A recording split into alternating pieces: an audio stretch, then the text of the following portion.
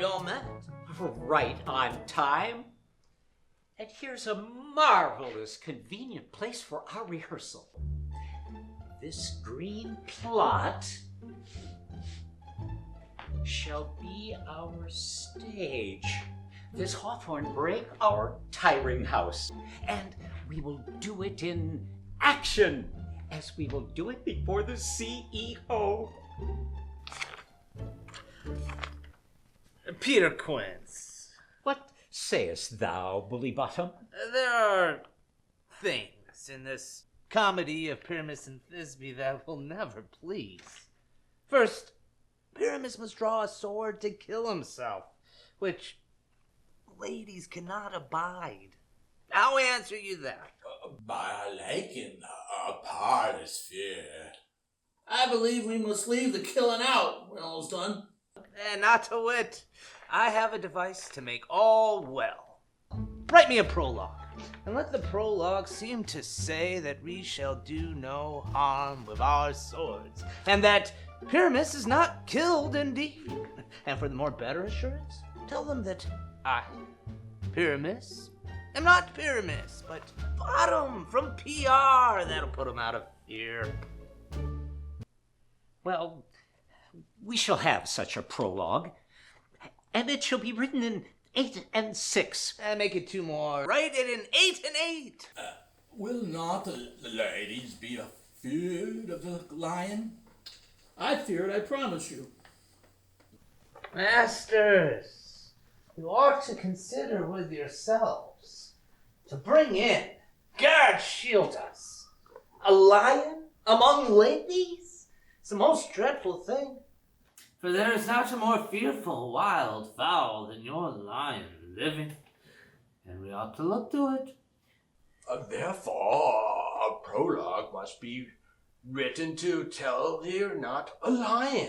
Nay, he must name his name, and half his face must be seen through the lion's neck, and he must speak through, saying thus, or something to the same defect.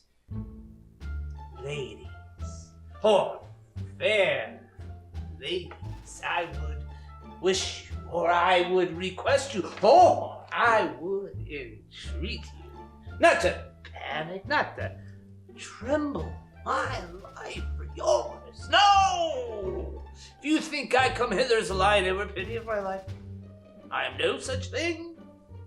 I am a man, as other men are, and let him name his name and say plainly that he is Snug, the assistant to the president. Well, it shall be so. But there is 2 hard things. That is, to bring the moonlight into a chamber. For you know, Pyramus and Thisbe meet by moonlight. Doth the moon shine that night we play our play? A calendar. Look in the almanac. Find moonshine. Yes, it doth shine that night. Well then, may you leave a casement of the great chamber window where we play open, and the moon may shine through the casement. Aye, or else one may bring a bush of thorns and a lantern, and say that he comes to disfigure or to present the person of moonshine. Then there is another thing. That is, there must be a wall in the great chamber, for Pyramus and Thisbe says the story to talk through a chink in the wall. You can never bring in a wall. What say you, Bottom? Some man or other must present a wall, and let him have some plaster or some loam or some rough cast about him to signify wall, and let him hold his fingers thus, and through that crack shall Pyramus and Thisbe whisper. Oh, if that may be, then all is well. Come. Oh, no, sit down. Every mother's son, and rehearse your parts. Pyramus, you begin. When you have spoken your speech, enter into that break. And so, everyone, according to his cue.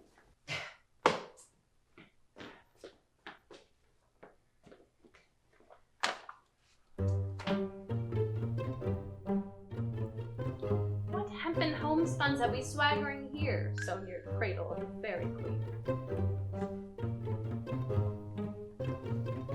What? A plate ward?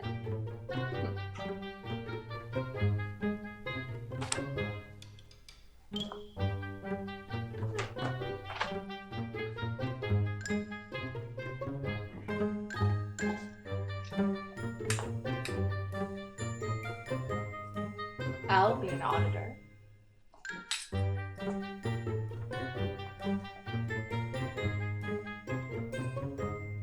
An act or two, if I see cause.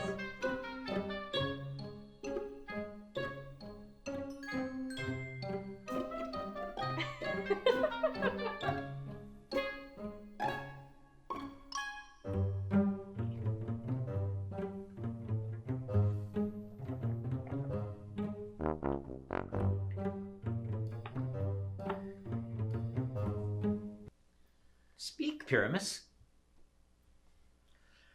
Thisbe! Stand forth.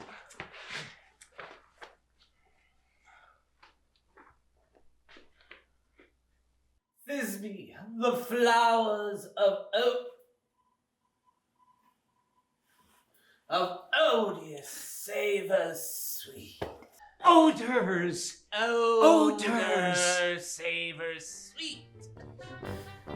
So have thy breath, life, dearest Thisbe dear, and by to thee I shall appear. Hark! I hear a voice. A voice. Stay here a while.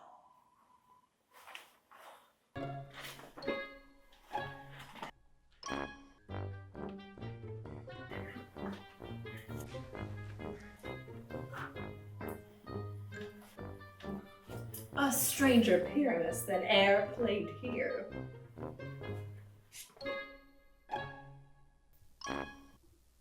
Must I speak now? Aye, Mary, must you? For you must understand that he goes but to see a sound that he heard, and is to come again.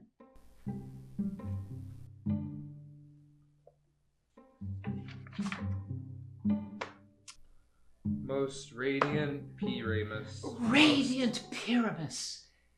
Most lily white of hue, of color like the red rose on triumphant Red briar. rose! Most Briar! briar. Most brisky, juvenile, and Juvenile. and eeky, most lovely Eek. Jew. Eek. Most lovely Jew. As true as truest horse that yet would never tire. Enter Pyramus. I'll meet thee, Pyramus, at Ninny's tomb. Ninus tomb, man! Why, you must not speak that yet, that you answer to Pyramus. Why, you speak your part all at once. Cues and all. Pyramus, enter, your cue is past. It never tire. As true as truest horse that yet would never tire. If I were fair, Thisbe, Oh, monsters! Oh, strange! I were only blind.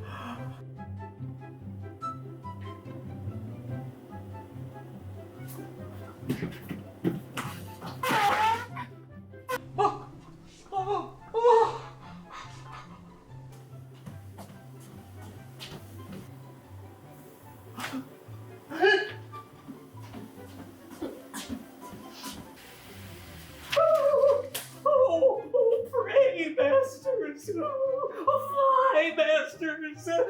Help! Through bog, through bush, through brake, through briar. Sometime a horse I'll be, sometime a hound, sometime a fire. And neigh, and bark, and grunt, and roar, and burn. Like horse, hound, hog, bear, fire. At every turn. Why do they run away from me? This is a knavery of them to make me afeared.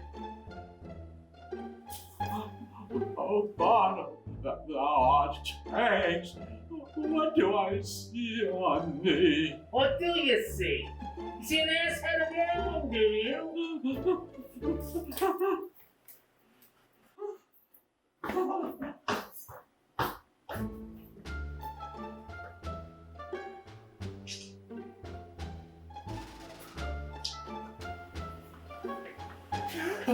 Bless thee, Potter, bless thee!